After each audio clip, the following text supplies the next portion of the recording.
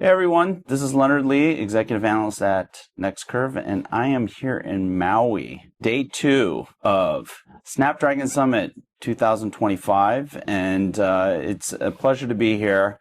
Nothing like being in person at Snapdragon Summit, and just want to, number one, thank the Qualcomm organization for inviting me out, flying me out here to be here live. And I'm here with Vinesh Sukumar, who is the VP. And oh, by the way, you're a PhD, so he's a doctor.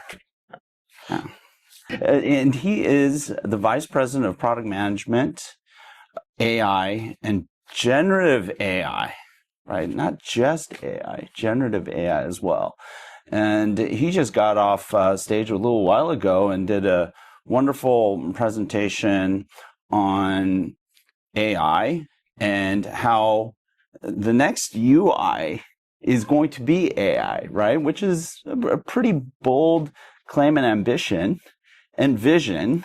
And so what I'd love to do here is have a chat with you about some of those salient points, the key points in what Qualcomm's vision is of AI really becoming this next stage in the user experience and the user interface. So really glad to have this opportunity to talk to you. Thanks, Leonard, for having me today. There's so much to unpack, right? And I guess let's start with the NPU. Maybe if you can help the audience understand, your point of view here. When you look at some of the AI experiences these days, which is happening, let's say in the mobile space and the PC space, you can bucketize them into either perception-based experiences or even generative experiences. Perception has always been about detection, classification, segmentation, enhancements. They're still popular. They're still important for either camera, video, audio-related use cases. And we put a lot of investment to really make sure we improve on the speeds and feeds and quality kind of stuff. But this has been commoditized, has been in this, the perception-related use cases has been there for quite some time. Over a couple of years ago, I think when DALL-E and ChatGPT was announced, it kind of completely revolutionized the experience portfolio, wherein it was all about creating synthetic data, either on the image, video, or even textual space, right? So we have been working with a lot of ecosystem partners to really put a lot more emphasis on making sure we have the right infrastructure for higher token rate or for better latency. Right. Now, what has happened also at the same time is in the last, I would say 9-12 months-ish kind of stuff, is most of these experiences, especially in the generative space, has transitioned from on-demand to be ubiquitous. Ubiquitous meaning it's running in the background at all times.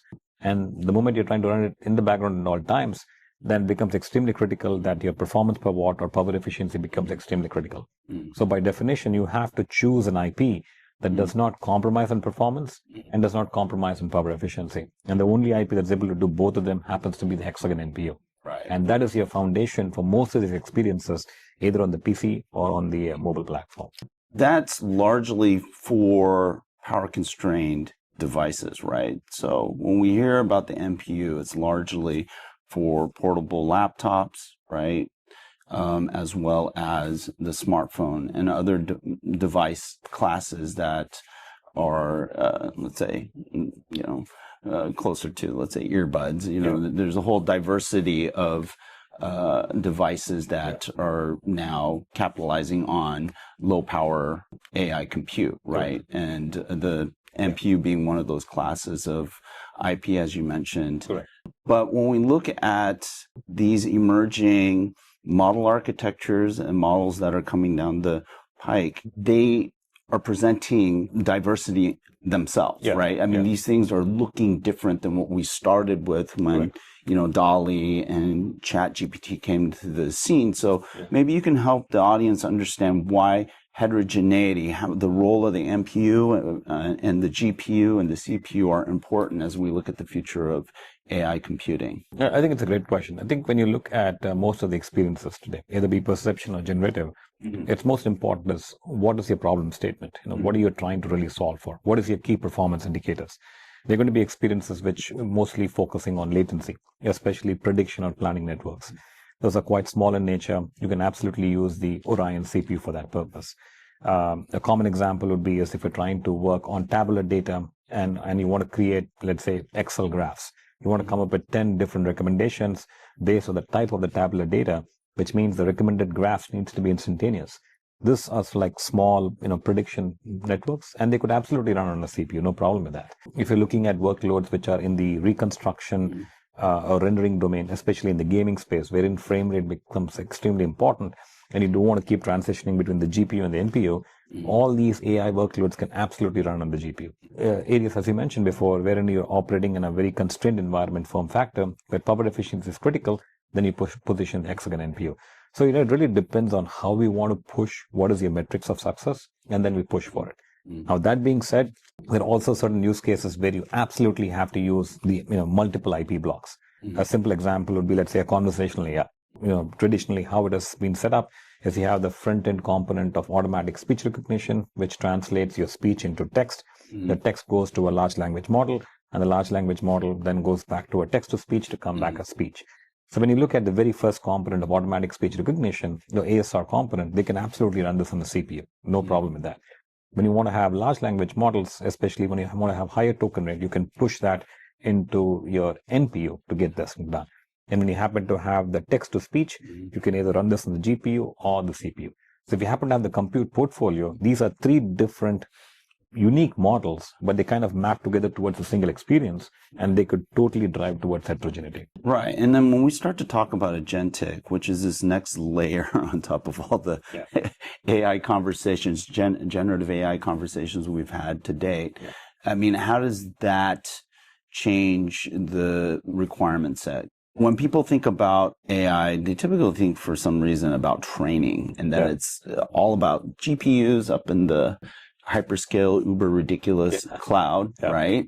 But when we look at the edge and where AI matters, right? We're looking at a completely different dynamic. And then you have agentic.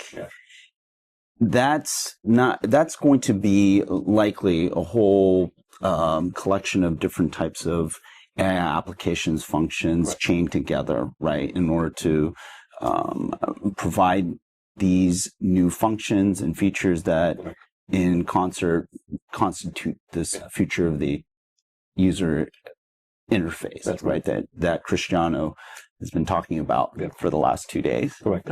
Right. So maybe help us understand how does agentic shape the UI of the future? Yep. And then how does that correlate with the type of compute that's going to be required to enable that? Yeah, great question. I think, I'll probably make a controversial statement Please. From my personal experience, I believe inferencing on the edge is very hard. It's very tough and compared to that of training, right? Because you have to do inference on multiple form factors, and each form factor has its own set of challenges. So from my experience, I think inferencing on the edge is hard, but at Qualcomm, we find ways to solve the problem. Now, answering a second question of what does it mean from an agentic AI standpoint? Now, we are moving towards an appless environment, wherein we're trying to make sure most of the conversations with any device, which is portable in nature, is based off voice. And when you want to do it, it's completely an appless environment, wherein you want to understand the intent of the user and then translate that into actions which are explainable, repeatable, safe, and accurate. Yeah. And they're like, and they're not easy. So the very first step is, do you happen to have a good enough model that is able to classify the intent of the user into certain classes?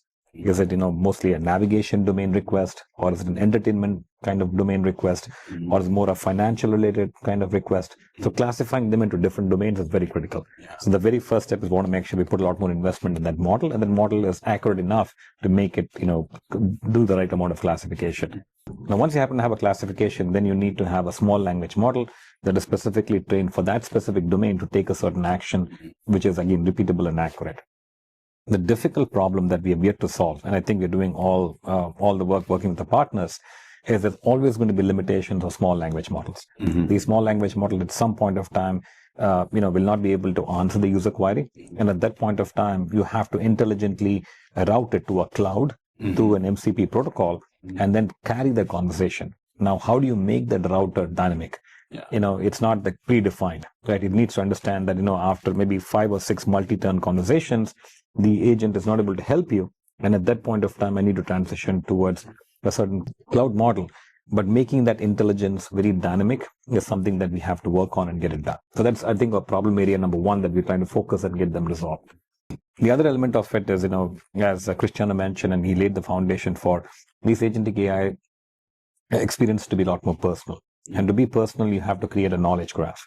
The knowledge graph is trying to understand your emotional intelligence, your patterns, your tone, so that you are able to create a vector database that can augment the prompt every time you invoke a large model.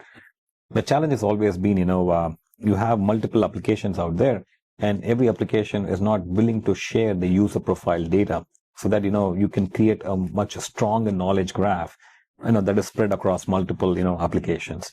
So that is, something that we're trying to work with industry, try to see if there's a consortium that we can reach upon so that the user data can be shared quite securely and safely.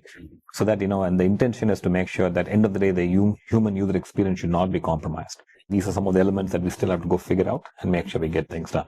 But again, these are tough challenges. And as always mentioned, we love challenges and we'll find a way to solve it. The first step in getting to a solution is recognizing the problems and the challenges. And if you don't do that, correct, you never move forward. And absolutely. So, obviously, very obviously, he's thought of this stuff. I'm really looking forward to what your team is going to be doing in the future to resolve a lot of these challenges and issues and bringing about an era of agentic AI as well as AI as the UI. So thank you so much. I really appreciate you jumping on and once again having me, because it's really a pleasure to be here live experiencing how Qualcomm is looking to change experiences in our digital future. Oh, absolutely. Yeah, AI, absolutely. right? Not digital. No, AI, right? It's a pleasure. Thank you so much. Thank you. All right. Take care, everyone. Thank you.